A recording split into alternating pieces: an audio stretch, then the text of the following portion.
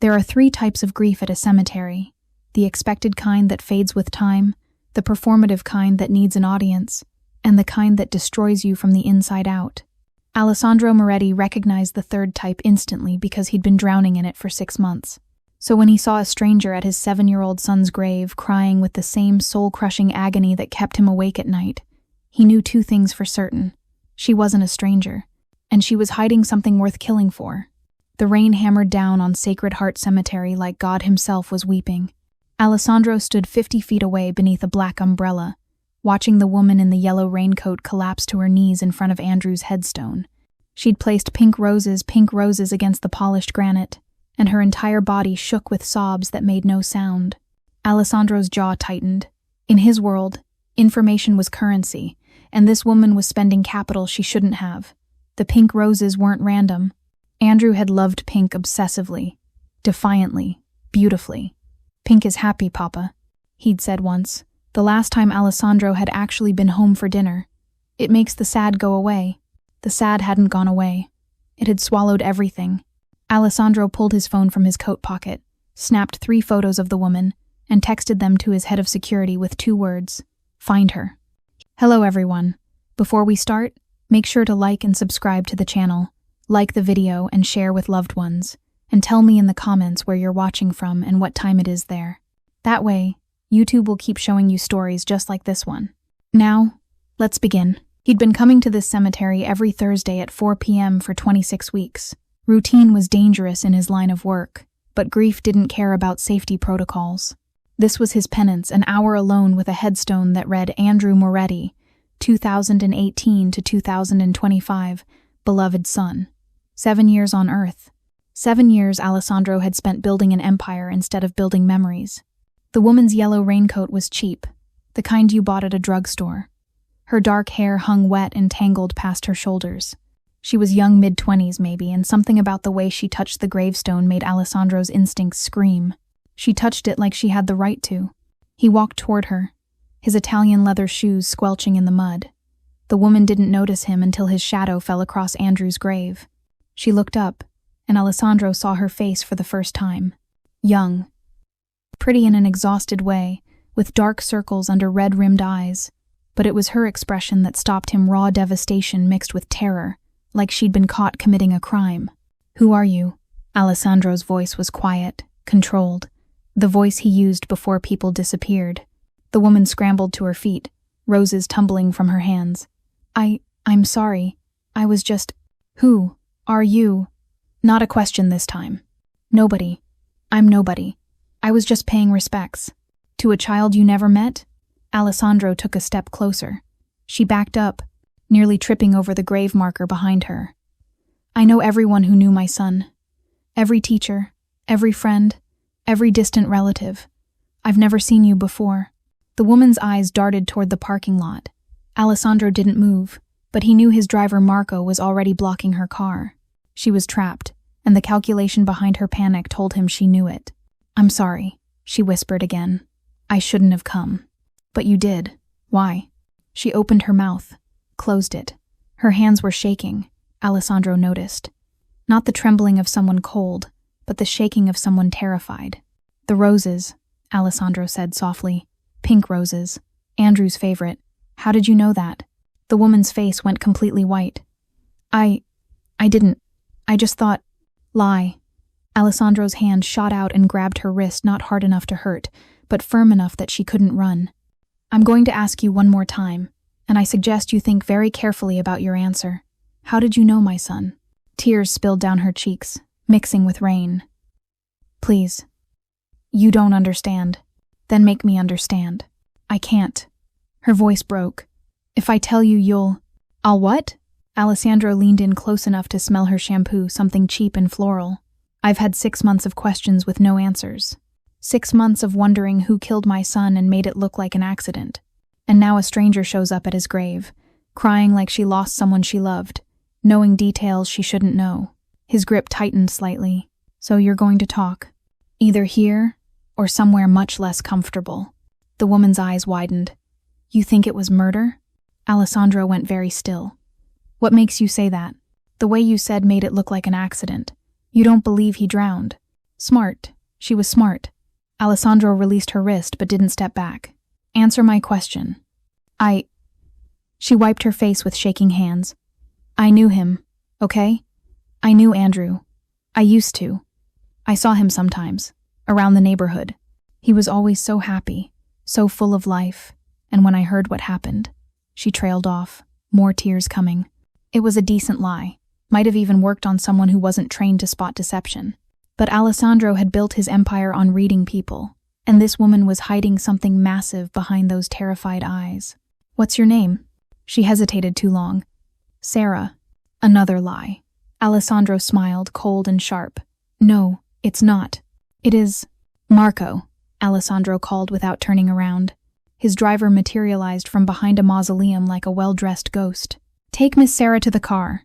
We're going to continue this conversation somewhere with fewer witnesses. The woman's terror spiked into panic. No, please. I haven't done anything wrong. Then you have nothing to worry about. Alessandro finally stepped back, gesturing for Marco to take over. But something tells me we both know that's not true. Marco's massive hand closed around her arm. The woman looked at Alessandro with desperate, pleading eyes. Please, you have to understand. I loved him too. Alessandro froze.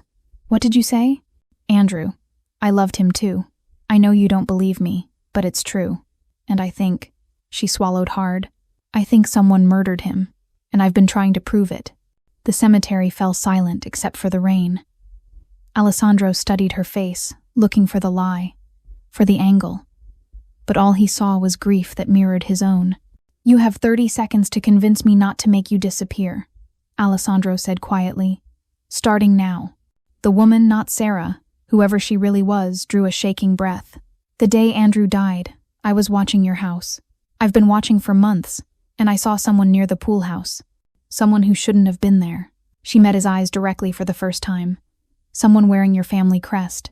Alessandro's blood went cold. Explain. Not here. Not out in the open. She glanced at Marco, then back to Alessandro. If I tell you what I know, I'm signing my own death warrant. So I need something from you first. You're in no position to negotiate. I'm in the only position that matters. I have information you need, and you're the only person with the power to protect me while we find out who killed your son.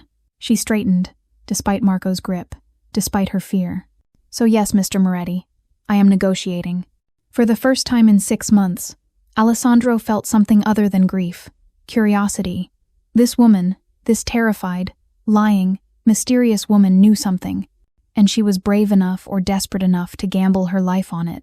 Get in the car, Alessandro said finally. We'll talk at my estate, and if I even suspect you're wasting my time. He didn't finish the threat. Didn't need to. The woman nodded, and Marco led her toward the black SUV parked at the cemetery gates. Alessandro stayed behind for a moment, looking down at his son's grave, at the pink roses scattered in the mud. I'm sorry, baby.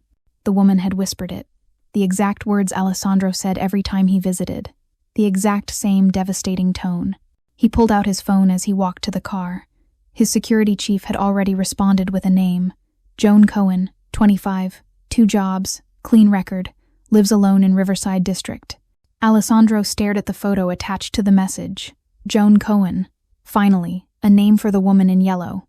But as he climbed into the SUV and saw her sitting rigid and terrified in the back seat, Alessandro realized the name didn't matter. What mattered was the question burning in his mind. How did a stranger love his son enough to risk everything for the truth? And what was she really hiding? Joan Cohen's apartment was a confession written in newspaper clippings and red string. Alessandro stood in the doorway of her tiny one-bedroom in the Riverside District, taking in the wall that had been transformed into an investigation board. Photos of his estate, timeline notes, printed articles about Andrew's death, a map with routes marked in different colored ink. This wasn't casual curiosity. This was obsession. Breaking and entering is illegal, Mr. Moretti, Joan said from where Marco had positioned her on the worn couch. Her fear had transformed into something harder during the silent car ride, resignation mixed with defiance. So is stalking. Alessandro moved closer to the wall, examining her work. She'd been thorough, disturbingly thorough. How long have you been watching my family? Long enough to know your security has a gap in coverage between 2 and 2:17 a.m. when the cameras reset. She lifted her chin. Long enough to know you leave for the office at 6:45 every morning. Long enough to know that 6 months ago, someone breached that gap. Alessandro turned to face her. You said you saw someone with my family crest. I have photos. Joan nodded toward a locked drawer in her desk. Bottom drawer. The key is taped under the lamp. Marco retrieved them without being asked. He handed Alessandro a manila folder, bulging with printed photographs. Alessandro opened it, and his world tilted slightly. The photos were grainy, taken from a distance with a cheap camera, but clear enough. A man in a dark jacket near the pool house. Timestamp: 1:47 p.m., the day Andrew died. Alessandro had been in a meeting in the city. His wife had been dead for 2 years by then. Andrew had been alone except for the housekeeper, who'd found him floating face down 40 minutes later. Alessandro zoomed in on one photo. They're partially visible on the man's neck. The Moretti family crest, a tattoo only given to made men in his organization. Who is he? Joan's voice was quiet. I don't know. Alessandro's jaw clenched. But I'm going to find out. He looked at her sharply. Why didn't you go to the police? Joan laughed, bitter and sharp. And tell them what? That I was illegally surveilling a mafia boss's house and happened to catch a photo of one of his own men? They'd either ignore me or I'd end up dead in a ditch. She met his eyes. I needed proof first. Real proof. Something that couldn't be disappeared.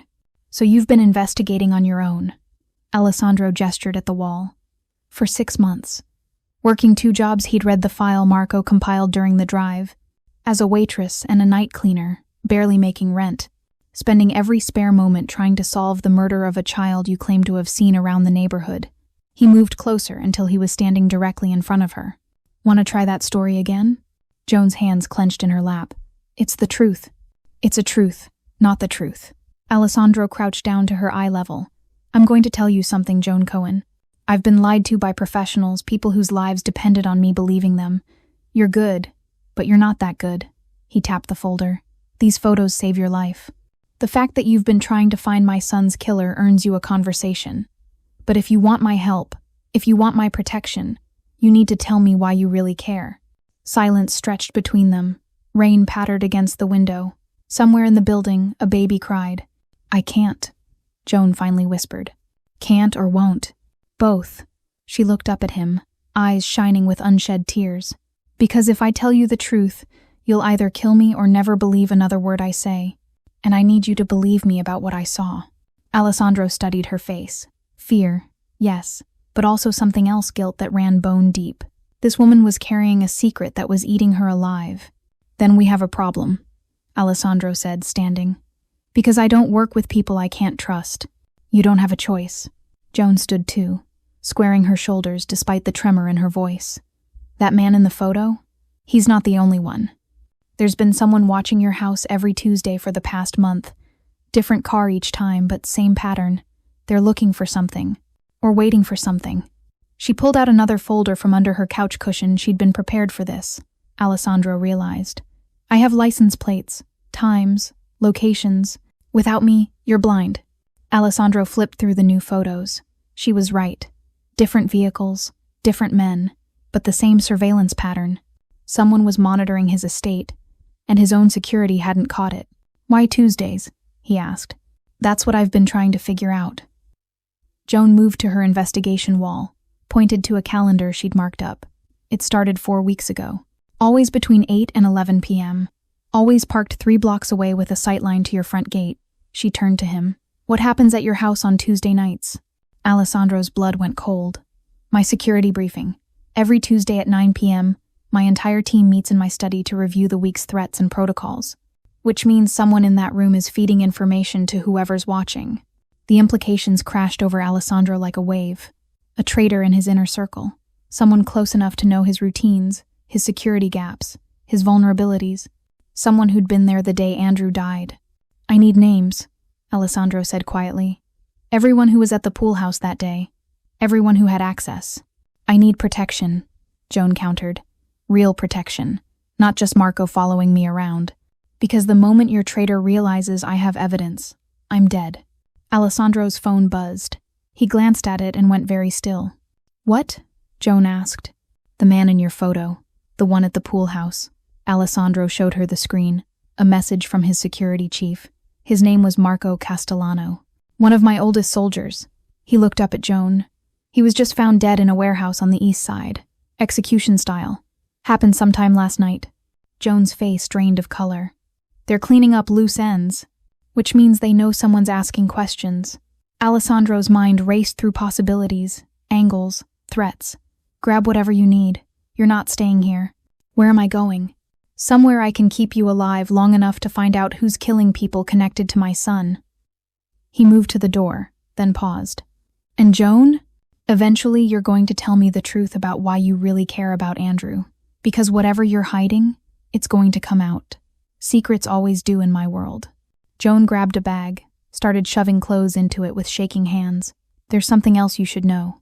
What? She pulled out one more photo from her investigation wall. This one was different, older, faded. A woman outside an adoption agency, heavily pregnant, face turned partially away. The date stamp read 7 years ago. I found this in a database I shouldn't have been able to access. It was taken the same day. Andrew's adoption was finalized. Joan's voice was barely a whisper. Your wife was at Catherine's agency that day. And she wasn't alone. Alessandro took the photo, staring at the pregnant girl who was almost, but not quite, out of frame. Something about her profile nagged at him. Who is she? He asked. Joan's silence was answer enough. Alessandro looked from the photo to Joan, and suddenly the pieces started shifting in his mind. The obsession, the grief, the desperate need to find Andrew's killer, the guilt she carried like a stone. We're leaving. Now. He pocketed the photo. And when we get to my safe house, you and I are going to have a very long conversation about adoption agencies and secrets and lies. Joan followed him out of the apartment, and Alessandro noticed she didn't argue. She didn't argue because she knew, just like he did, that the truth was already unraveling, and there was nowhere left to run. Alessandro's safe house was nothing like Joan expected. She'd imagined something cold and industrial, a warehouse with concrete floors and harsh lighting. Instead, she found herself in a penthouse apartment overlooking the city, all floor-to-ceiling windows and expensive furniture that looked like it had never been sat on. A golden cage was still a cage. You'll stay here until we figure out who's trying to kill witnesses, Alessandro said, setting her bag down in the marble foyer. Marco will be outside your door. 2 more men in the lobby. No one gets in or out without my approval. Joan moved to the windows, looking down at the city lights 20 stories below. I'm a prisoner. You're alive. There's a difference. Alessandro poured himself a drink from a crystal decanter. He didn't offer her one. Now, the adoption photo. Start talking. Joan turned to face him. This was it, the moment she'd been dreading and preparing for. She could tell him the truth and watch him either kill her or throw her out. Or she could lie and buy herself more time. More time to find Andrew's killer. More time to understand why her son had died. I was investigating your wife, Joan said, choosing her words carefully. After Andrew's death, I started digging into everything. The coroner's report, the police file, and I found inconsistencies. What kind of inconsistencies? The kind that suggested your wife had secrets. Big ones. Joan pulled out her phone, brought up the notes she'd compiled. Gabriella Moretti died 2 years before Andrew. Cancer, according to the death certificate. But before she died, she made massive payments to Catherine's adoption agency. Hundreds of thousands of dollars over a 2-year period. Alessandro's expression didn't change, but Joan saw his knuckles whiten around his glass. Continue. I hacked into the agency's database, don't ask me how, and I found Andrew's adoption file. Joan watched his face carefully. Did you know your son was adopted? The silence that followed was deafening. Alessandro set down his glass with deliberate precision. What did you just say? Andrew Moretti wasn't your biological son. Your wife adopted him 7 years ago through a closed adoption. The birth mother's identity was sealed. The birth father was listed as unknown. Joan's heart hammered. You really didn't know. Alessandro moved so fast Joan didn't have time to react. One moment he was across the room. The next his hand was around her throat, not squeezing. But the threat was clear. You're lying. Check for yourself. Joan's voice came out strangled. The files are in my cloud storage. Password is Andrew2018. Look at the birth certificate. Look at the adoption papers. Your wife forged your signature on the finalization documents. Alessandro released her, and Joan gasped for air. He pulled out his phone, fingers flying across the screen. Joan watched emotions flicker across his face: disbelief, rage, confusion, and finally, devastating comprehension. "She lied to me," he whispered. "For 7 years, she lied." "I think she couldn't have children," Joan said softly. "I think she was desperate to give you an heir, to secure your legacy. So she found a baby and made you believe he was yours." Alessandro sank into a chair, the phone trembling in his hands. "I never questioned it. She told me she was pregnant, showed me ultrasounds. I was too busy with the business to go to appointments, so I just believed her." He looked up at Joan with hollow eyes. What kind of father doesn't even notice his own son isn't his? "The kind who loved him anyway," Joan said. "Blood doesn't make a parent. You raised him. You provided for him. That made him yours. But I didn't raise him. I was never there." Alessandro's voice cracked. "And now he's dead, and I can't even." He trailed off, something dawning in his expression. "You said the birth mother's identity was sealed." Joan's stomach dropped. "Yes, but you found the photo. The pregnant girl at the agency." Alessandro stood, pulling the faded photograph from his pocket. This was taken the day Andrew was born, the day the adoption was finalized. He moved closer to Joan, holding the photo up next to her face. "She's about 18 in this picture. Dark hair, similar build, same profile. Lots of girls look like that. And 7 years later, that girl would be 25. Alessandro's eyes bored into hers. "The same age you are now, Joan Cohen." Joan's carefully constructed lies crumbled. She could see it in his face, he knew. Maybe he'd suspected from the moment he saw her crying at the grave, but now he knew. "I need you to tell me something," Alessandro said quietly. "And I need you to tell me the truth, because if you lie to me right now, I will never believe another word you say." He set the photo down on the table between them. "Are you Andrew's birth mother?" Joan's vision blurred with tears. 7 years of secrets. 7 years of watching from a distance. 7 years of wondering if she'd made the right choice. And now, standing in front of the man who'd raised her son, she had nowhere left to hide. "Yes," she whispered. "I'm his mother." The confession hung in the air like smoke. Alessandro stared at her, processing, calculating. Joan watched him decide whether to kill her or keep her alive. "You gave him away," Alessandro finally said. "I was 18, broke, in an abusive relationship with a man who would have destroyed him." Joan's voice shook. "I thought I was giving him a better life. The agency promised me he'd go to a good family, that he'd have everything I couldn't provide. And then you came back. I never stopped watching. I found out where he was 2 years ago. Started following from a distance, just to make sure he was okay." Tears streamed down Joan's face. "And then he died, and I realized someone had murdered my baby, and no one was doing anything about it because they ruled it an accident." Alessandro paced the room like a caged animal. "So this entire time, the investigation, the surveillance, the grief, you were mourning your own son." "Our son," Joan corrected. "He was yours too. You raised him. You loved him. That makes you his father more than biology ever could." "Don't." Alessandro's voice was sharp. "Don't try to make this about shared grief. You gave him up. You walked away. To save him." Joan's voice rose. "His biological father was a monster. I gave Andrew up so he'd have a chance at a real life. A safe life. And your wife gave him that. She gave him you. And then someone took him away from both of us." Alessandro stopped pacing, turned to face her. "Does anyone else know you're his birth mother?" "No." "The adoption was sealed. Not even the agency could tell you without a court order." "Then how did you find him?" Joan hesitated. "I paid someone to hack the records. It took every dollar I'd saved for 2 years. But I had to know he was okay. I had to see him, even if he never knew who I was." Alessandro moved to the window, looking out at the city. "The man who killed Andrew, Marco Castellano, he was at the pool house that day, but someone gave him orders. Someone high up in my organization." He turned back to Joan. "If they knew Andrew wasn't my biological son, they might have killed him to weaken my claim to leadership. Bloodline matters in my world." "Then we find who knew," Joan said. "We find who gave the order, and we make them pay." "We?" Alessandro's laugh was bitter. "You think I trust you now? You've lied to me from the moment we met. I lied to stay alive long enough to find justice for our son, and I'm the only person in the world who wants his killer dead as much as you do." Joan stepped closer. You need me, Alessandro. I have evidence. I have access to places you don't, and I'm not going to stop until whoever killed Andrew is in the ground. Alessandro studied her for a long moment. If you betray me, I won't. If you're working with whoever killed him, I'm not. If I find out you're lying about anything else, then kill me, Joan said simply. But until then, we're partners. Alessandro's phone buzzed. He glanced at it and his expression darkened. Get some rest. Tomorrow we're going to Street Catherine's agency. Someone there knows more than they're saying. He headed for the door. Alessandro, Joan called. He paused. I'm sorry. For lying. For everything. Sorry doesn't bring him back, Alessandro said without turning around.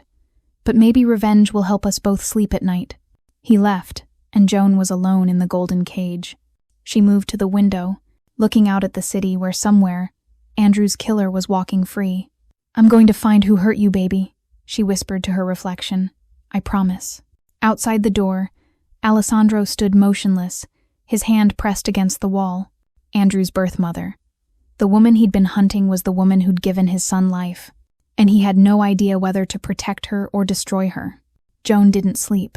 How could she, knowing Alessandro Moretti now held the truth that could destroy her? She spent the night on the penthouse balcony, watching the city lights blur through exhausted tears, replaying every moment she'd ever seen Andrew from a distance.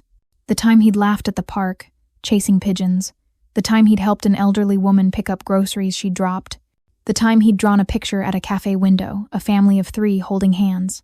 She'd never gotten to hold his hand. When dawn broke, Alessandro appeared at her door without knocking. His suit was different, but his expression was the same, carefully controlled rage barely contained beneath an expensive exterior. We're going to my estate first, he said. Then the agency. Why your estate?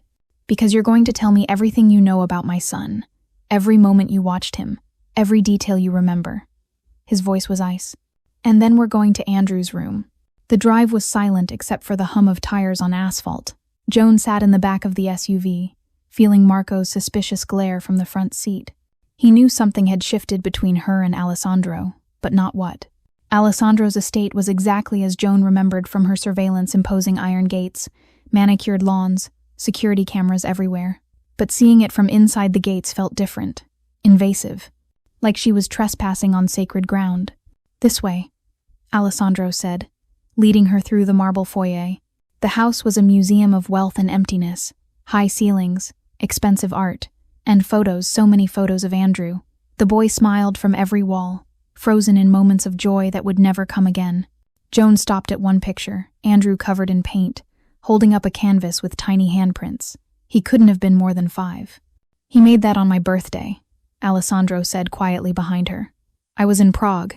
Didn't even call him that day. Joan touched the frame gently. He talked about you constantly, didn't he? How would you know? Because I saw the drawings. In the cafe windows, at the park. Always the same figure, a tall man in a suit. My papa, the caretaker said he'd call them. Joan turned to Alessandro. He was waiting for you to come home. Alessandro's jaw clenched. This way. He led her upstairs to a bedroom door that looked like it hadn't been opened in months. Alessandro's hand hovered over the handle, and Joan saw it trembling. I haven't been in here since the funeral, he admitted. I couldn't. Then let me, Joan said softly. She reached past him and opened the door. Andrew's room was a time capsule of childhood. Race car bed, shelves overflowing with books and toys, drawings covering every available surface. But it was the paintings that made Joan's breath catch dozens of them, each one showing a different version of happiness. A boy playing soccer, a boy at the beach, a boy hugging a woman who looked nothing like Gabriella. He kept asking about his birth mother. Alessandro said, moving to stand beside her. Gabriella told him she died in childbirth, that he was a miracle we almost lost. His voice broke. Another lie. Joan moved to the paintings, studying the woman in them. Dark hair, warm smile.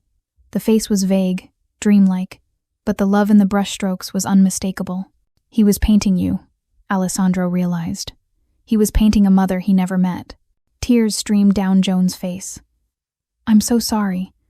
I'm so sorry I wasn't there. I'm so sorry I gave him up. Why did you? Alessandro's question wasn't accusatory, it was genuine. Tell me the real story. Not the version you prepared. The truth. Joan sank onto Andrew's bed, surrounded by his things, and finally let the walls crumble completely. His father's name was David Russo. I met him when I was 17. He was charming, intense, dangerous in ways I thought were exciting. She laughed bitterly. I was an idiot. By the time I realized what he really was, I was pregnant and trapped. What was he? Violent, connected.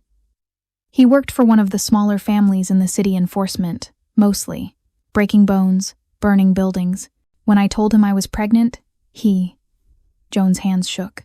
He said no son of his would be raised soft, that he'd make the baby into a soldier. Alessandro's expression darkened. So you ran. I stole money from his jacket while he was passed out drunk and got on a bus. Ended up in a shelter 3 states away. That's where the social worker found me. Joan wiped her eyes. She said there were families who wanted babies. Good families. Rich families. People who could give a child everything I couldn't.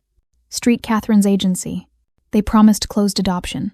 Promised David would never find him. I signed the papers in the hospital an hour after giving birth. Didn't even get to hold him. Joan's voice cracked. The nurse said it would be easier that way, that I should just let him go and move on with my life. But you didn't. I couldn't. He was mine. Is mine. Biology doesn't stop mattering just because you sign papers. Joan looked at Alessandro. I thought about him every single day for 7 years. Wondered if he was happy, if he was loved, if he was safe. And then you found him. 2 years ago. I'd saved enough money to hire a private investigator. He tracked the adoption to your wife. I came to the city, got a job, started watching. Joan stood, moved to the window overlooking the estate grounds. I saw him playing in the yard, laughing, running, and I thought I'd made the right choice. Until he died. Until someone murdered him. Joan turned back. And I realized that giving him up didn't keep him safe. It just meant I wasn't there when he needed me most. Alessandro moved to Andrew's desk, opened a drawer. Inside were dozens of letters, each one addressed to my real mama, in a child's careful handwriting. He handed one to Joan. Her hands shook as she read, Dear real mama, Papa says you're in heaven watching over me. I hope heaven is nice. I made you a painting today. It's you and me at the beach. Maybe one day we can go together. Love, Andrew. Joan collapsed. The letter fell from her hands as sobs racked her body. Alessandro knelt beside her, and for the first time since they'd met, he didn't look at her with suspicion or rage. He looked at her with understanding. He loved you, Alessandro said quietly. He loved the idea of you, and you loved him enough to give him up. He picked up the letter. That's more sacrifice than I ever made. You gave him a home, a life. You were his father. I was a stranger in a suit who signed checks and missed birthdays. Alessandro's voice was raw. You want to know the worst part? The day he died, I was in a meeting. My assistant called 3 times. I ignored it because I was negotiating a weapons deal. He looked at Joan with devastated eyes. My son drowned, and I was arguing over the price of guns. They sat in Andrew's room, 2 broken people united by impossible grief. We find who killed him, Joan finally said. We make them suffer, and then maybe we can both forgive ourselves. Alessandro stood, offering his hand. Joan took it, and he pulled her to her feet. Street Catherine's agency, he said. Someone there knows who else had access to Andrew's adoption records. Someone there knows who wanted him dead. They left Andrew's room together, and Joan noticed Alessandro didn't close the door this time. Maybe he was finally ready to let the grief breathe. Or maybe he was ready to turn it into something more dangerous. Vengeance. In the hallway, Joan paused. Alessandro, what happened to David Russo? Andrew's biological father? Alessandro's expression went cold. According to my sources, he disappeared 5 years ago, presumed dead in a gang dispute. Presumed? Bodies were never found. In my world, that usually means they're either very dead or very much alive and hiding. He looked at her sharply. Why? Because if he's alive and somehow found out about Andrew, Joan's blood ran cold. He'd want his son back. Alessandro pulled out his phone, already dialing. Marco, I need everything you can find on David Russo. Last known associates, last known location, everything. He hung up and looked at Joan. If he's alive, we find him before he finds us. And if he already knows Andrew's dead, Alessandro's smile was predatory. Then we find out if he was the one who gave the order. And if he was. He didn't finish the sentence. Didn't need to. Some promises were better kept in silence. Street Catherine's adoption agency looked like a place where hope went to die. The building stood in a forgotten part of the city, wedged between a laundromat and a boarded-up pawn shop, peeling paint, barred windows. A faded sign that had once promised new beginnings, now just promised desperation. This is where my wife found Andrew? Alessandro stared at the building with disgust. This is where you gave birth to my son? I gave birth in a hospital, Joan corrected quietly. But this is where I signed the papers. She hadn't been back in 7 years. Every cell in her body screamed to run. Alessandro's phone buzzed. He glanced at it and his expression darkened. Marco found something. David Russo was declared dead 5 years ago. But there's no death certificate. No body. Just a report filed by his former associates claiming he disappeared after a deal gone wrong. Which means he's alive. Which means someone wanted people to think he was dead. Alessandro pocketed his phone. Let's find out who knew about Andrew's adoption. Then we find out if Russo's ghost has been watching my family. The agency's interior was worse than the exterior: fluorescent lights, linoleum floors, and the smell of old paper and broken dreams. A woman sat behind a desk that had seen better decades, filing her nails with mechanical precision. We're closed, she said without looking up. Alessandro placed a stack of $100 bills on the desk. The nail file stopped moving. We're looking for information, Alessandro said. About an adoption that took place 7 years ago. The woman looked at the money, then at Alessandro's face, and her expression shifted to recognition and fear. Mr. Moretti, I didn't realize. You know who I am. Good. That saves time. Alessandro leaned forward. I need to speak with whoever handled my son's adoption. Now. That would be Sister Margaret. But she doesn't work here anymore. Left about 6 months ago, right after FI. The woman stopped abruptly. Right after what? Joan asked. Right after your son's accident. The woman's voice dropped to a whisper. She was real upset about it. Kept saying it was her fault, that she should have protected him. Alessandro and Joan exchanged glances. Where can we find her? I don't know. She just left one day. Didn't even pack her desk. Just disappeared. The woman pushed the money back across the desk. Look, I don't want trouble. Whatever you're looking for, I don't know anything. You're lying. Joan moved closer. Sister Margaret handled my adoption. She knew everything: the birth father's name, the sealed records, all of it. Someone paid her to hide that information. Who? The woman's hands trembled. I told you. I don't... Alessandro pulled out his gun and placed it gently on the desk. Let me rephrase my friend's question. Who paid Sister Margaret to hide the adoption records? Jesus Christ. The woman's face went pale. Okay. There was a man. Came here about 8 months ago. Said he was looking for information about a child born 7 years ago.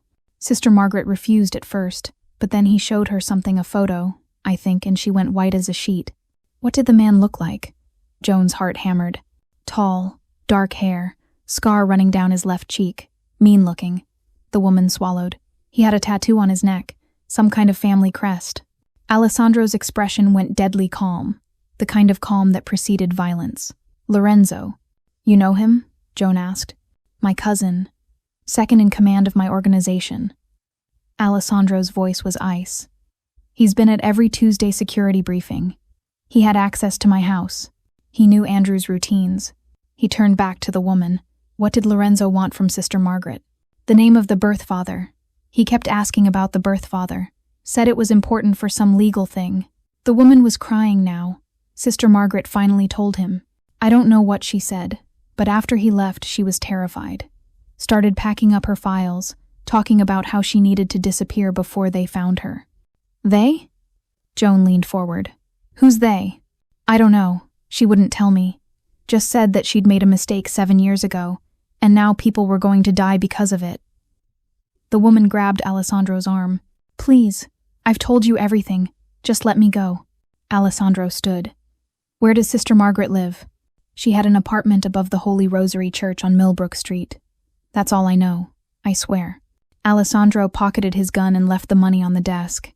If you call anyone police, Lorenzo, anyone I'll know, and you won't like what happens next. They left the agency and climbed back into the SUV. Alessandro immediately called Marco. I need surveillance on Lorenzo. Everything he does, everywhere he goes. Don't let him know he's being watched. He hung up and looked at Joan. Lorenzo knew about the adoption. He knew Andrew wasn't my blood. And if he knew that, he could have used it to challenge your leadership, Joan finished. Andrew's death wasn't just murder. It was a coup. Not just a coup. It was personal. Alessandro's hands clenched into fists. Lorenzo and I grew up together. I trusted him with everything. And he killed my son to take what's mine. We don't know for certain. Yes, we do. The tattoo. The timing. The fact that he was asking about Andrew's birth father. Alessandro's voice was deadly quiet. He wanted to know who David Russo was, which means he found him. Joan's blood ran cold. You think Lorenzo and David are working together? I think Lorenzo found a man who wanted his son back and promised to help him get Andrew if David helped eliminate me. Alessandro's jaw clenched, but Andrew died before David could claim him. So now what? What happens when David Russo realizes his son is dead? He comes for revenge, Joan whispered. He comes for everyone involved. The SUV pulled up to Holy Rosary Church, a small stone building that looked like it had been forgotten by time. The apartment entrance was around the back, up a narrow staircase that smelled like mildew and regret. Alessandro knocked. No answer. He knocked again, harder. Still nothing. Sister Margaret, Joan called through the door. Please. We need to talk about Andrew Moretti, about the adoption. We know Lorenzo came to see you. We know you're scared, but we can protect you. Silence. Alessandro pulled out his lockpick set. 30 seconds later, the door swung open. The apartment was chaos. Furniture overturned, papers scattered everywhere, blood on the carpet. No, Joan breathed. They found Sister Margaret in the bedroom, sitting in a chair with her hands zip-tied behind her back. Her face was bruised, swollen, but she was alive barely. Sister Margaret. Alessandro knelt beside her, cutting the zip ties. Who did this? The nun's eyes were unfocused, drifting. Too late. It's too late. I tried to fix it. Tried to keep the secret. Tried. What secret? Joan grabbed her hand. Sister Margaret, please. It's me. Joan Cohen. I gave birth to Andrew 7 years ago. I need to know what you told Lorenzo. Sister Margaret's eyes found Joan's face and filled with tears. I'm so sorry. So sorry. I didn't know what she was doing. Didn't know until it was too late. Who? Alessandro demanded. Who are you talking about? Mrs. Moretti. Gabriella. Sister Margaret coughed, and blood flecked her lips. She didn't just adopt your baby, Joan. She paid me to hide something else. Something worse. What did she hide? Joan's voice shook. The father. David Russo. I told her his name, and she said she'd take care of it. Make sure he never found the baby. Sister Margaret's breathing was labored, but she didn't kill him. She paid him off, gave him money to disappear, and when Lorenzo found out, he tracked David down, brought him back. Alessandro's face went white. David Russo is alive, and Lorenzo brought him here. Not just here. Sister Margaret grabbed Alessandro's jacket with surprising strength. He's in the city, Lorenzo told him about Andrew. About you. About Joan. She looked at Joan with desperate eyes. He thinks Andrew is still alive. Lorenzo is using him to get close to you, to destroy everything. Where are they? Alessandro's voice was lethal. I don't know. They beat me to find out where Joan was, but I didn't tell them. I swear I didn't. Sister Margaret convulsed, and more blood came up. We need to get her to a hospital, Joan said. No time. Sister Margaret grabbed Joan's hand. There's something else. Something Gabriella made me promise never to tell. What? Andrew wasn't the only baby. Sister Margaret's eyes were fading. 7 years ago, there were 2 pregnancies, 2 adoptions processed the same day. Gabriella took Andrew, but there was another family, another baby born the same day to a different mother. Joan's world tilted. What are you saying? I'm saying Lorenzo lied to David Russo, told him he had 2 children, a son and a daughter, both given up for adoption. Sister Margaret's grip weakened. He's looking for both of them, and he won't stop until he finds them. But there is no daughter, Alessandro said. That's a lie Lorenzo created to manipulate David. No. Sister Margaret's voice was barely a whisper. There is a daughter, born the same day as Andrew. Different mother. But David Russo is listed as the father on her birth certificate too. Her eyes closed. He got 2 girls pregnant the same month. You weren't the only one running, Joan. The world stopped. Alessandro's phone buzzed. He looked at the screen, and his face went from pale to gray. What? Joan asked. Marco just sent surveillance footage from my estate. Alessandro showed her the screen. Lorenzo was there an hour ago. He went into Andrew's room, and he took something. Joan looked at the footage and felt her heart stop. On screen, Lorenzo held up one of Andrew's letters, the ones addressed to "My real mama," and smiled directly at the camera. He knows, Joan whispered. He knows I'm Andrew's mother, and now he's going to tell David. Sister Margaret's hand went limp. Her breathing stopped. Alessandro checked her pulse and shook his head. She's gone. Joan stood, backing away from the body. We need to leave. Now. If Lorenzo knows where I am. The window exploded inward in a shower of glass. Alessandro tackled Joan to the ground as bullets tore through the apartment. From outside, a voice called up rough, scarred by cigarettes and rage. Joan Cohen, I know you're in there. You took my son from me. David Russo had found them, and he wanted blood. Bullets punched through the apartment walls like angry fists. Alessandro covered Joan's body with his own, pulling her behind the overturned couch as plaster rained down around them. How many years, Joan? David Russo's voice echoed from the street below, raw with fury and madness. How many years did you keep my son from me? Alessandro pulled his gun, returning fire through the shattered window. Back door, now. They crawled across the floor, glass cutting through Joan's palms. Behind them, the front door exploded inward, kicked open by heavy boots. Men poured into the apartment, at least 4 of them, all armed. Go! Alessandro shoved Joan toward the bedroom. He fired twice, dropping the first man through the door. The others scattered, taking cover. Joan ran, her mind screaming one thought over and over. Andrew is dead, and his father wants to kill me, and it's all falling apart. Alessandro was right behind her, slamming the bedroom door and shoving a dresser against it. The window. Fire escape. Joan looked out. 3 stories down. Rusty metal ladder. David Russo's men circling the building like wolves. We'll never make it, she gasped. We don't have a choice. Alessandro fired 3 shots through the bedroom door as it shook under heavy impacts. When I say go, you climb. Don't look back. Don't stop. Marco is 2 blocks away, he'll get you out. What about you? I'll be right behind you. Alessandro reloaded with practiced efficiency. Joan, when you get out of here, you run. You disappear. You don't look back. I'm not leaving you. You don't get a choice. Alessandro grabbed her shoulders, eyes blazing. If David takes you, he'll torture you for answers about Andrew. And when he finds out our son is dead, he'll make you suffer for every moment he missed. I won't let that happen. The bedroom door cracked. Splinters flew. Go. Now. Joan climbed through the window onto the fire escape. The metal groaned under her weight, rust flaking away like dead skin. Below, men shouted. Above, gunfire erupted. She climbed down, hands shaking, feet slipping on the wet metal. 2 stories. 1 story. Almost there. A hand grabbed her ankle. Joan looked down into David Russo's face, older than she remembered, scarred and hardened by years of violence, but still those same cold eyes that had haunted her nightmares. The eyes that had convinced an 18-year-old girl that running was the only way to survive. Hello, Joan, David said, smiling. Miss me? Joan kicked, connecting with his face. He stumbled back but didn't let go. She kicked again, harder, and his grip loosened.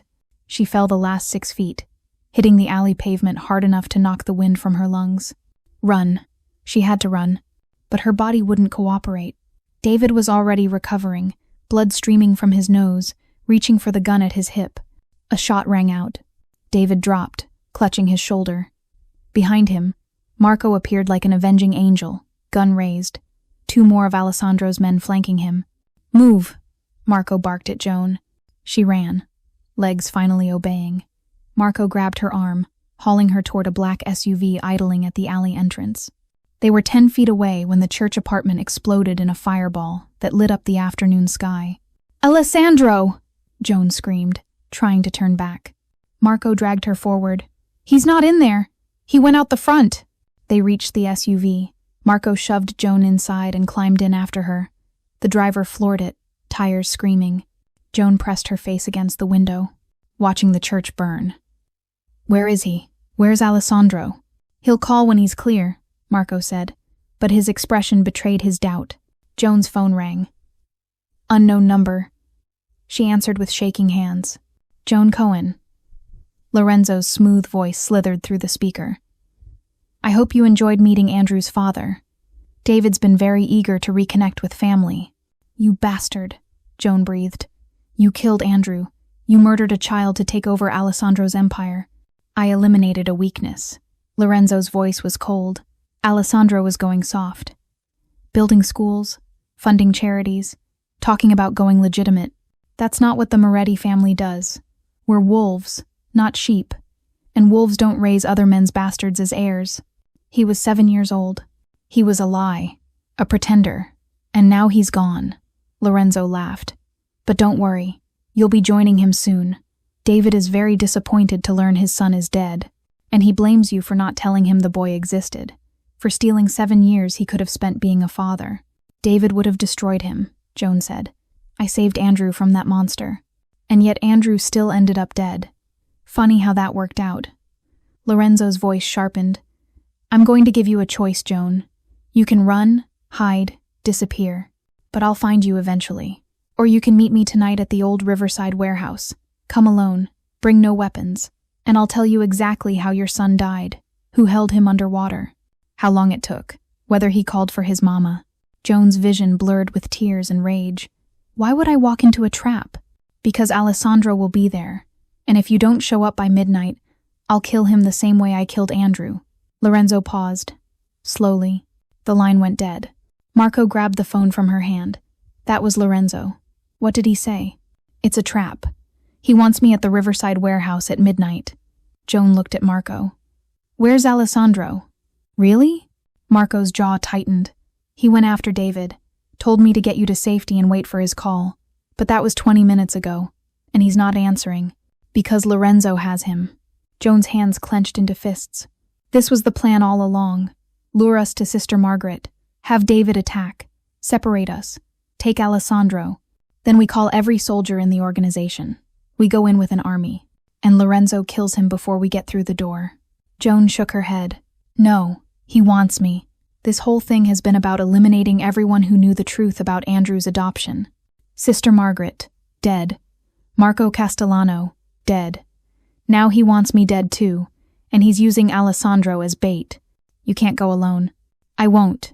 Joan pulled out her phone, scrolling through the photos she'd taken of her investigation wall before they'd left her apartment. But we need proof. Something that ties Lorenzo to Andrew's murder. Something his organization can't ignore. Marco leaned forward. What are you thinking? Lorenzo made a mistake. He kept records, photos, evidence of his coup attempt. Joan zoomed in on one of her surveillance photos. Lorenzo meeting with someone outside a restaurant. This was taken 3 weeks before Andrew died. The man he's meeting? That's Vincent Caruso, head of the rival Caruso family. Marco's eyes widened. Lorenzo was negotiating with our enemies. Not just negotiating, planning. If we can prove Lorenzo was working with the Carusos to take down Alessandro, the organization will turn on him. Joan looked at Marco. But we need hard evidence, bank records, communications, something undeniable. I know where Lorenzo keeps his private files, Marco said slowly. His penthouse, top floor safe, but it's guarded. And if we're wrong, we're not wrong. Joan's voice was steel.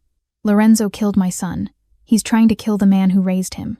And he won't stop until everyone who can expose him is dead. She met Marco's eyes. Help me stop him, please. Marco studied her for a long moment. Then he nodded.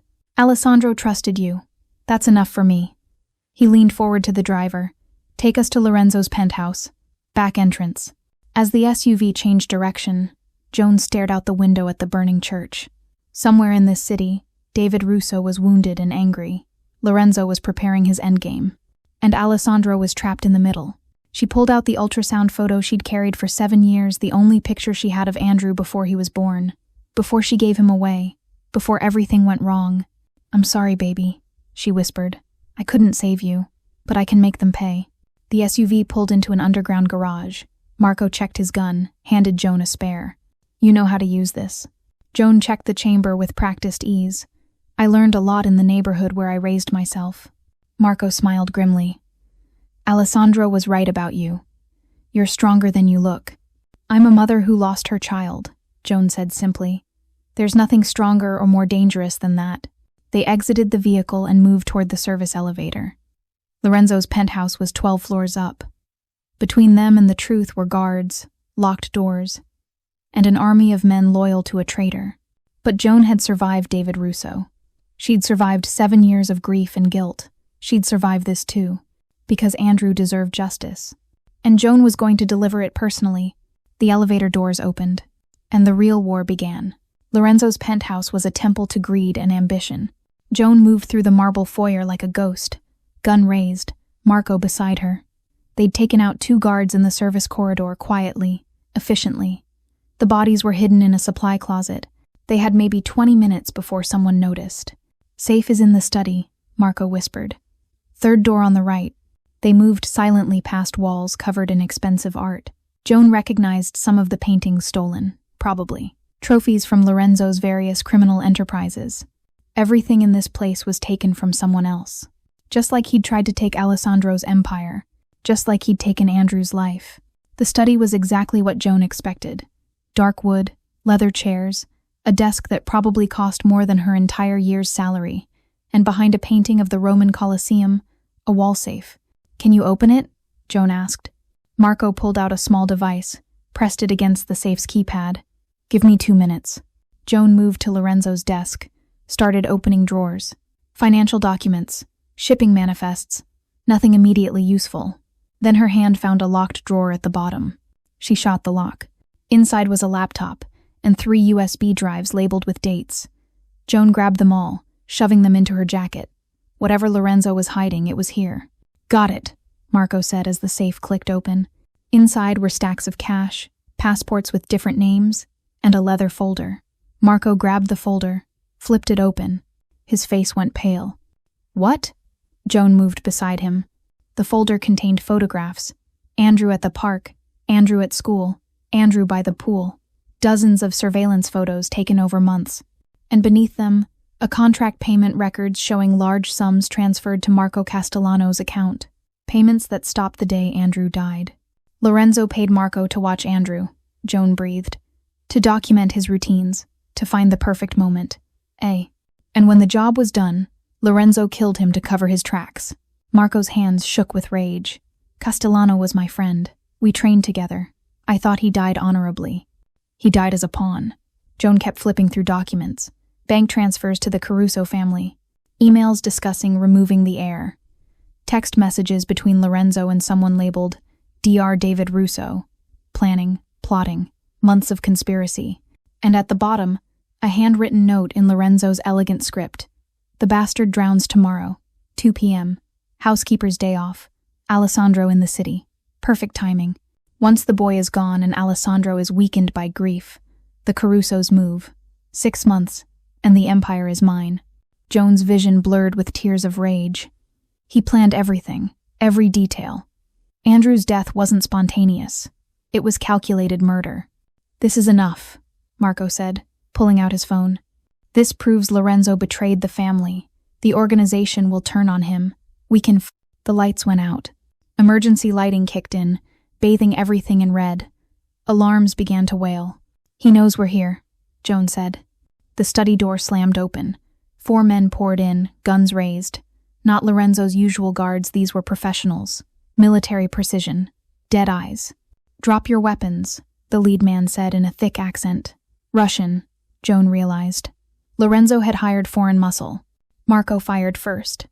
The room erupted in chaos, muzzle flashes, the stink of gunpowder, screaming. Joan dove behind the desk, returning fire. 1 mercenary dropped, then another, but there were more coming. Joan could hear boots pounding up the stairs. Go. Marco shoved the folder into her hands. Take the evidence and go. I'm not leaving you. Alessandro needs you alive. Andrew needs justice. Marco fired 3 more shots, giving her cover. There's a service exit behind the bookshelf. Go. Joan hesitated for 1 heartbeat. Then she ran. Behind her, gunfire intensified. She heard Marco grunt in pain but didn't stop.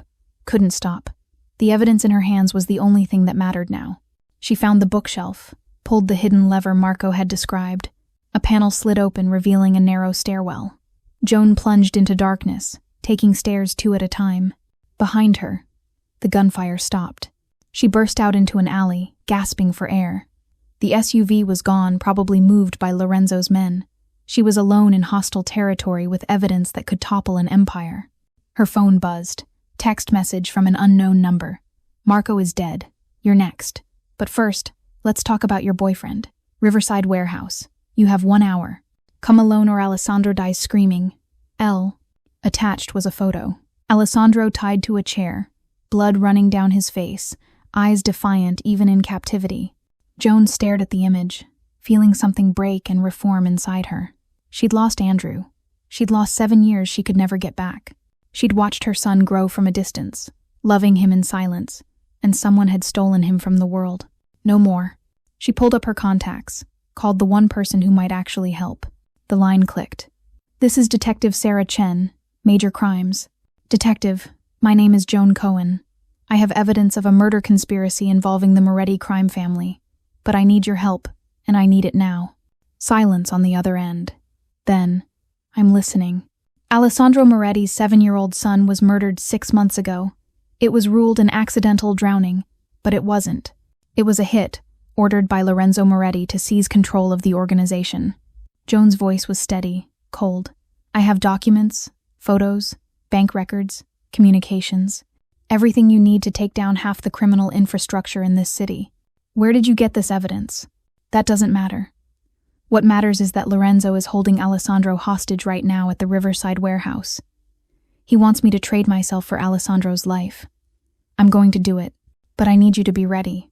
Miss Cohen, if you walk into a hostage situation, I'm going to get Alessandro out, and I'm going to make Lorenzo confess to murdering my son. Joan's voice cracked. Andrew Moretti was my biological son. I gave him up for adoption 7 years ago, to protect him from his abusive father.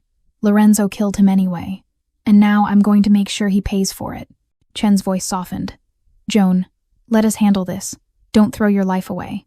My life was thrown away the moment Andrew died. Joan looked at the photo of Alessandro, beaten but unbroken. But I can still save someone. I can still get justice. I just need you to trust me. What do you need? Give me 2 hours. Don't send anyone to the warehouse until you hear from me. But when I call, I need you to come with everything you have. SWAT, negotiators, the works. Joan pulled up the files on Lorenzo's laptop. I'm sending you everything now. Encrypted files. Password is Andrew2018. It's enough to bury Lorenzo and everyone who helped him. Joan. Detective, I was 18 years old when I gave birth to my son. I thought I was giving him a better life. Instead, I gave him to a world that killed him for being inconvenient. Joan's voice hardened. I couldn't protect him then, but I can protect his memory now. And I can make damn sure the man who killed him never hurts anyone else. She hung up before Chen could argue. The files uploaded to a secure server. Joan sent the link to Chen's official email, then destroyed the laptop. The physical evidence, the folder, the photographs, the handwritten confession she kept. Lorenzo would want it back. That was her leverage. Joan checked her gun. Fully loaded. She found a spare magazine in her jacket pocket. Not enough firepower to take on an army, but enough to make a point. Her phone showed the time, 11:07 p.m., 53 minutes until Lorenzo's deadline. Joan started walking toward the warehouse district. Every step felt heavy, inevitable. This was always where it was going to end, her and the man who'd murdered her child, facing each other in the dark. She thought about Andrew, about his letters to a mother he never knew, about the paintings of a woman who looked like her, about 7 years of love she'd never gotten to give him. I'm sorry I couldn't save you, baby, she whispered to the night. But I'm going to make them remember you. I'm going to make them understand what they took from the world. The warehouse loomed ahead, dark and silent. Joan could see figures moving inside Lorenzo's men, positioned at every entrance. She counted at least 8, maybe more. She was outnumbered, outgunned, and walking into a trap. But Joan Cohen had nothing left to lose except the truth. And tonight, the truth was going to burn everything down. She walked toward the warehouse entrance, hands raised, gun visible but not threatening. A man stepped out of the shadows, Lorenzo Moretti, immaculate in a suit despite the late hour, smiling like he'd already won. "Joan, so glad you could make it." He gestured inside. "Alessandro is eager to see you. Well, what's left of him. I want to see him first. Proof he's alive." "Of course. I'm a man of honor." Lorenzo's smile widened. "Unlike you. Tell me, did Alessandro cry when you told him you were Andrew's birth mother? Did he scream? Did he blame you for giving away a child who ended up dead anyway?" Joan said nothing. She couldn't. If she spoke, she'd start shooting, and she needed Alessandro alive first. Lorenzo led her inside. The warehouse was cavernous, empty except for a single chair in the center where Alessandro sat, beaten but conscious. His eyes found Joan's, and she saw something in them that broke her heart, not fear, but apology. "I'm sorry," Alessandro mouthed. Lorenzo pulled out a gun, pressed it against Alessandro's head. "Now then, let's talk about my cousin's bastard son, and how you're both going to die for him." "Put down the gun, Joan," Lorenzo said calmly, pressing his weapon harder against Alessandro's temple. "Or I paint the floor with my cousin's brain." Joan set her gun on the concrete floor, kicking it toward Lorenzo's feet. "I'm unarmed. Let him go." "Oh, I don't think so. Not yet." Lorenzo circled Alessandro's chair like a shark. "First, I want to hear you say it. I want you to tell Alessandro exactly who you are, what you did, why his precious son, the boy he mourned for 6 months, was never really his at all." Alessandro's eyes never left Joan's face. Blood dripped from his split lip. "I already know," she told me. Lorenzo's smile faltered. "She told you?" "Everything. The adoption, David Russo, the abuse, the choice she made to protect Andrew." Alessandro's voice was hoarse but steady. "She gave him up so he'd have a chance at life. You took that life away. I eliminated a threat to this family's legacy." Lorenzo's composure cracked. "You were going soft, Alessandro, building schools, funding orphanages, talking about going legitimate.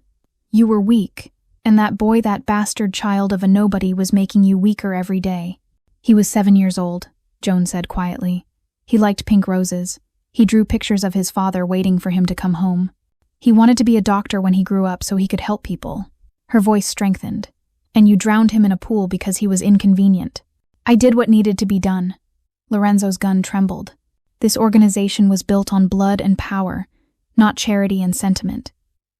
Andrew's death was necessary. Your grief made you vulnerable, Alessandro.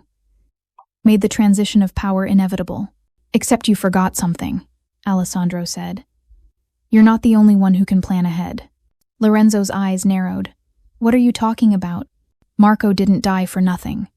Joan pulled the leather folder from her jacket, holding it up.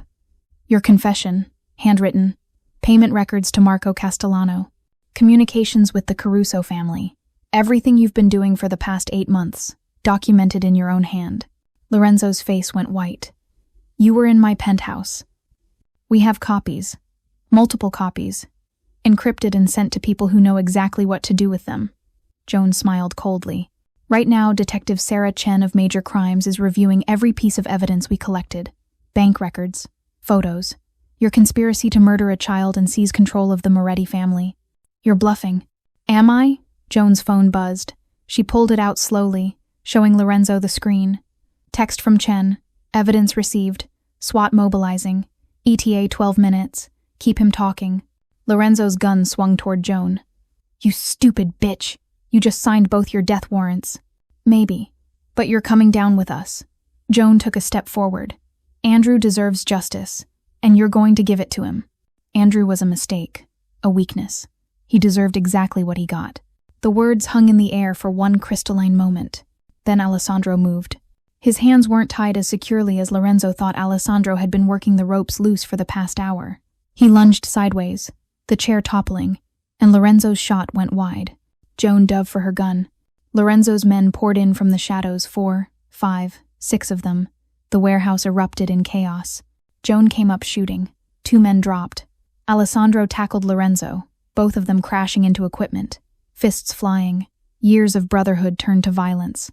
A hand grabbed Joan's hair, yanking her backward. She twisted, elbow connecting with her attacker's throat. He dropped, choking. Another man rushed her. She shot him twice, Center Mass. Across the warehouse, Alessandro and Lorenzo were locked in brutal combat. Alessandro's face was a mask of rage and grief. Every punch thrown for Andrew, for the life stolen, for the trust betrayed.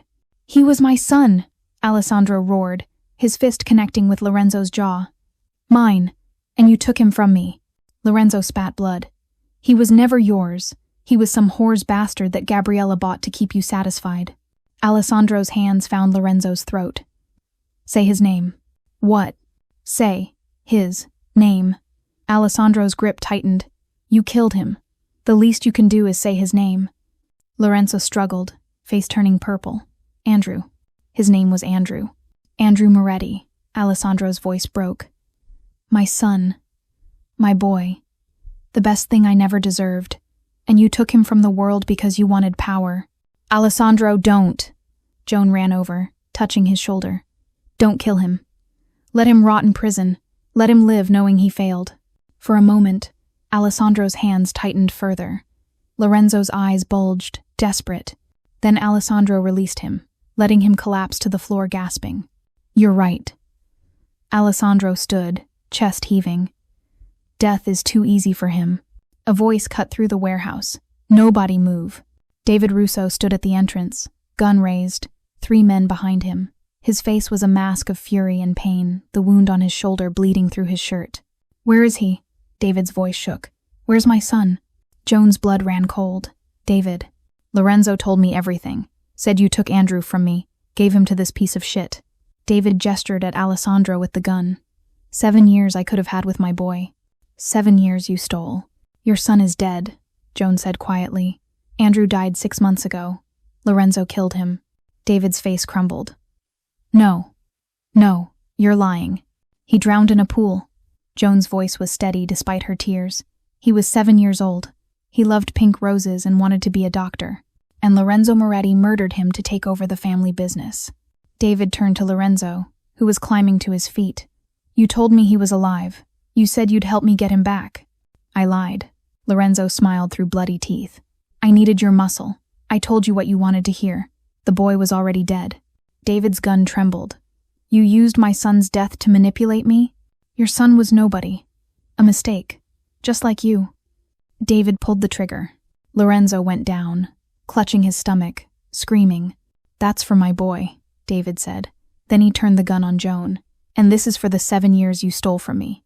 "David, wait." Alessandro stepped in front of Joan. "Move aside, Moretti." "No." Alessandro stood firm. "Joan gave Andrew up to protect him from you. She knew what kind of man you were, what you'd do to a child. She saved him from you. She took him from me. She gave him a life." Alessandro's voice rang through the warehouse. "A good life. A safe life. He had a home, an education, love. Everything you would have destroyed with your violence and rage. Joan saved Andrew. Lorenzo killed him. Aim your gun at the right person." David's hands shook. Tears streamed down his face. "I never got to meet him. Never got to tell him I was sorry. That I would have changed. That I could have been better." "You couldn't have," Joan said softly. "I know you, David. You don't change. You would have turned Andrew into another version of yourself. Angry, violent, destructive. I gave him up so he could be better than both of us. And now he's gone." David's gun lowered slightly. "My son is gone, and I never even got to see his face." Joan pulled out her phone, scrolled to a photo she'd taken from Alessandro's estate. Andrew smiling, covered in paint, holding up one of his artwork pieces. "This is Andrew," she said, holding up the phone. "This is your son. Beautiful, happy, creative, everything you weren't, everything I couldn't be alone. He had a good life, David. Short, but good." David stared at the photo, and something broke in him. The gun clattered to the floor. He collapsed to his knees, sobbing. Sirens wailed in the distance, getting closer. Detective Chen's voice crackled through a megaphone. "This is the police. The building is surrounded. Come out with your hands up." Alessandro grabbed Joan's hand. "We need to go. Now." "What about them?" Joan gestured at Lorenzo, bleeding on the floor, and David, broken and weeping. "They're done. Both of them." Alessandro pulled her toward the back exit. "Let the police handle it. We've done what we came for. They ran through the warehouse as SWAT teams poured through the front entrance. Behind them, Lorenzo was being arrested, screaming about lawyers and immunity. David Russo sat motionless, staring at the photo of the son he'd never know. Alessandro and Joan burst out into the night air, running until they reached an abandoned lot 3 blocks away. Only then did they stop, gasping for breath. "It's over," Alessandro said. "Lorenzo's finished. The evidence will put him away forever. Andrew still won't come back." Joan's voice was hollow. "No, he won't." Alessandro pulled her into his arms. "But we made sure he didn't die for nothing. We made sure the truth came out. That's something." Joan clung to him. This man who'd raised her son, who'd loved him despite never being his blood, who'd been willing to die to protect her. "What happens now?" she whispered. Alessandro pulled back, looking into her eyes. "Now we heal. Together. We honor Andrew's memory. We make sure the world knows what kind of person he was. And we make damn sure nothing like this ever happens again. I don't know how to heal from this. Neither do I." Alessandro's hand found hers. "But maybe we figure it out together." In the distance, police lights painted the sky red and blue. Somewhere in that chaos, Lorenzo Moretti was facing justice. David Russo was facing the consequences of his violence. And Andrew's death finally meant something. Joan looked up at Alessandro, this dangerous man who'd become her partner, her ally, "Thank you," she said, "for believing me, for fighting for him." "Thank you for giving him life," Alessandro replied, "even if I wasted too much of the time I had with him." They stood together in the dark, 2 broken people bound by impossible grief and unexpected understanding. The war was over. But the healing had only just begun. 3 months later, Joan stood in front of the mirror, adjusting the collar of her dress. Black, simple, appropriate for the occasion. Her hands no longer shook when she looked at her reflection. The haunted woman who'd cried at a stranger's grave had been replaced by someone harder, stronger, but also somehow more at peace. "You ready?" Alessandro's voice came from the doorway. Joan turned to face him. He wore a dark suit, always a suit, but something about him had changed too. The cold, dangerous edge had softened, not disappeared, but tempered by something that looked almost like hope. "As ready as I'll ever be," she said. They drove to Sacred Heart Cemetery in comfortable silence. The same cemetery where this had all begun, where Joan had knelt at Andrew's grave and unleashed a chain of events that had destroyed an empire and exposed a murder. The graves looked different now. Fresh flowers everywhere. The rain had stopped weeks ago, replaced by tentative spring sunshine that made everything feel like a promise of renewal. But they weren't going to Andrew's grave. Not yet. First, they had something else to do. The memorial garden was new built in the past 2 months, with money from Alessandro's accounts. A peaceful corner of the cemetery transformed into something beautiful. Stone benches, a fountain, flowers that bloomed year-round, and at its center, a bronze statue of a child releasing a dove into the sky. The plaque beneath read, "Andrew Moretti Memorial Garden. In memory of all children lost to violence, may they find peace in a world that failed to protect them." 50 people gathered around the statue, survivors of violence, families who'd lost children, social workers from Street Catherine's new administration. The adoption agency had been completely restructured after the scandal, with new leadership committed to protecting vulnerable mothers and children. Joan took her place beside Alessandro at the front. She pulled out the speech she'd prepared, hands steady. "3 months ago, I stood at my son's grave as a stranger," she began. "I couldn't claim him publicly. Couldn't tell the world that the boy buried there had come from me. All I could do was cry and leave flowers and wonder if giving him up had been the right choice." She paused, looking at the faces watching her. "Today, I can stand here and say his name. Andrew Moretti was my son. I gave birth to him 7 years ago. I gave him up because I thought it would save him from a violent man who would have destroyed him. And for 7 years I watched from the shadows, making sure he was safe and loved and happy." Tears threatened, but Joan pushed through. Andrew died because evil men saw him as a pawn in their games for power. They looked at a 7-year-old child and saw only an obstacle to be removed. But Andrew was so much more than that. He was an artist, a dreamer, a little boy who wanted to be a doctor so he could help people. He deserved decades of life. He deserved to grow up, fall in love, change the world. Instead, he got 7 years. And that is the debt we can never repay. Alessandro stepped forward, placing his hand on Joan's shoulder. She found strength in the gesture and continued.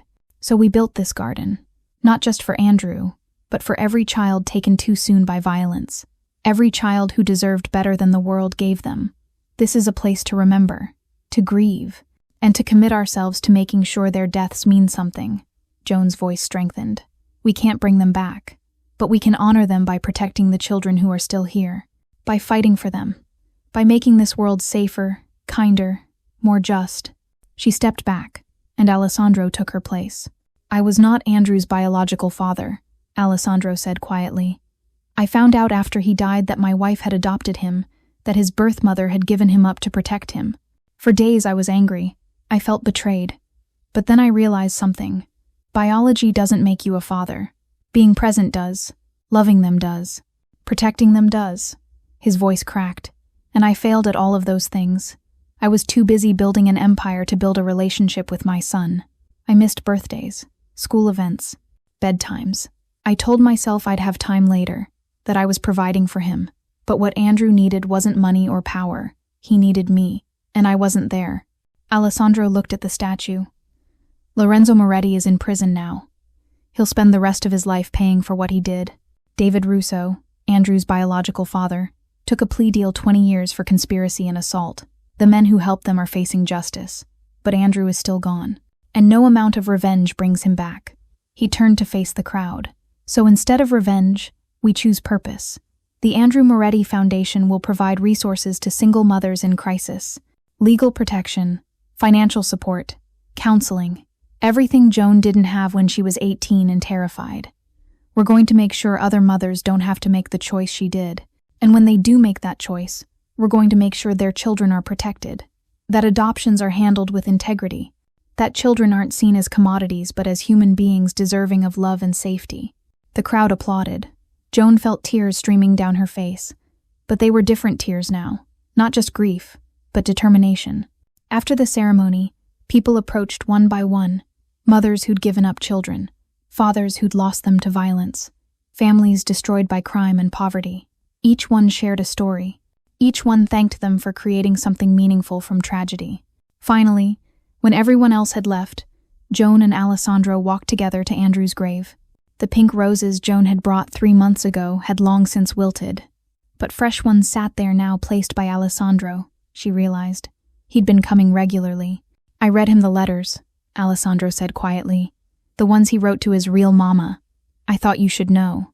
I told him that you loved him, that you never stopped thinking about him, that giving him up was the hardest thing you'd ever done. Joan's hand found his. Thank you.